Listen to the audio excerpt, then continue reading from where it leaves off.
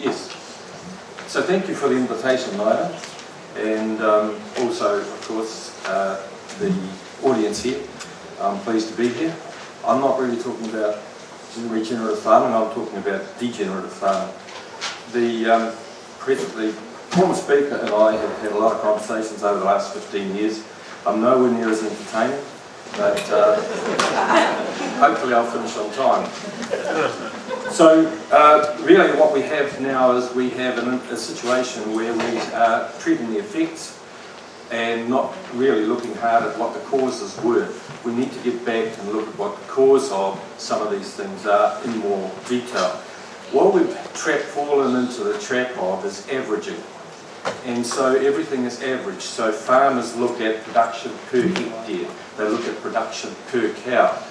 What we have to do is we have to look at the detail.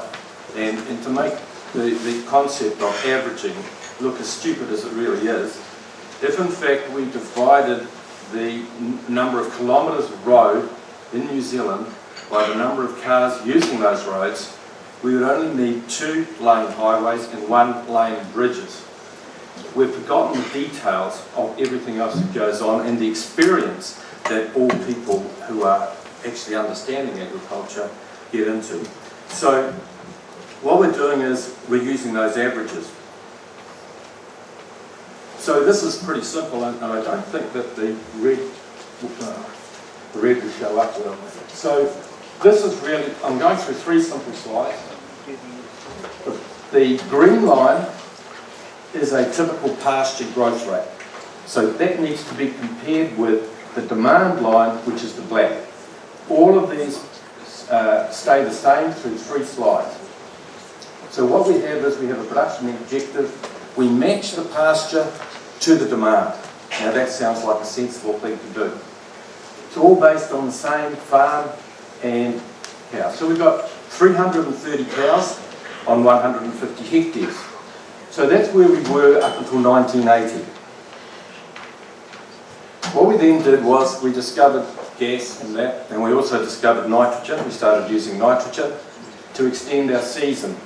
So now what we've done is we've got the same pasture profile, except it's now been added to with those little green bars lines, both in the spring and in the autumn. However, we have also taken to using nitrogen all year round.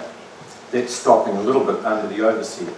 So in this particular case, what we're doing is we're not only changing our stocking rate and demand, but we're also pushing up the amount of feed being grown, and we're using things which are going to cause problems for our water.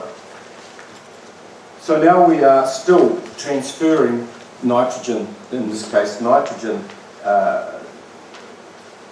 boosted grass, into the summer and through the winter. We've now got 420 cows.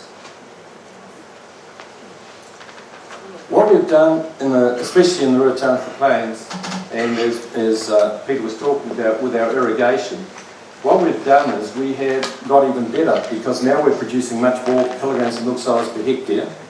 And what we're doing is we're buying in more feed. We're also putting on irrigation. And we're averaging all of that over a herd of 600 cows. So we call that a system 3, 4 or 5. But in reality, what's happening is, so we average it and we say each cow's only eating 2.2 tonnes of bought-in feed plus nitrogen, and it's eating the rest in grass. If we go back to that first graph, what we actually find is that was where 330 cows ate all the grass.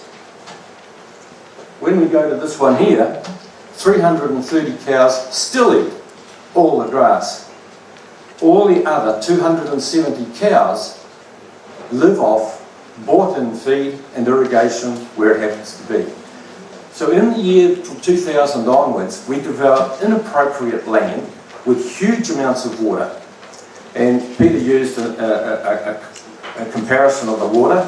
8 millimetres of water per hectare per day is equivalent to the use of 250 households. So what we've done is we've bought in a whole lot of feed. economics are now wrong. The marginal cost of all of that bought-in feed is greater than the production from the cows that it's being fed to. So I talk about marginal cost, marginal return, and this is where it goes wrong. Not marginal cost, marginal return, because we're averaging. On average, that's working. You know it's not working for the environment. If we look at the marginal cost, marginal return, 330 cows are living off the profits of the first 330 cows. So it's all pretty simple. We're now putting in more nitrogen use, silages, palm kernel, fodder beet, crops, winter cropping. We've got 600 cows. That's economic insanity. And it's environmental insanity as well. And we're starting to not reap the benefits, but look at the problems that we have caused, not we in the audience here, but those who've been greedy enough to want to use everything they can to make money, capitalise their gains in land without any taxes, and basically destroy the environment. We've got a long way to come back. So, once we've done that, we're talking about cause and effect again. Oh, sorry, that's even more insanity. We won't go into that one. So basically what I say all the way through for 15 years, and Peter's heard this so many times as well, mind you, he's hardly heard anything from me. I have to listen to him quite often. He's far more entertaining than I am. So if we get the economics right, the environment will follow. But that takes some of the difficulties in terms of trying to convince people who are using averages to actually get real. So Te Mana o Te Wai, I hope, is going to solve a lot of these problems, along with our greenhouse gas limits, He Waka Economist. And I'd love to be part of both of those particular projects. So the economics are wrong. If we correct that, the profits and the environment will both come back. Thank you. The other difference between me and Peter is I keep well within my time limit.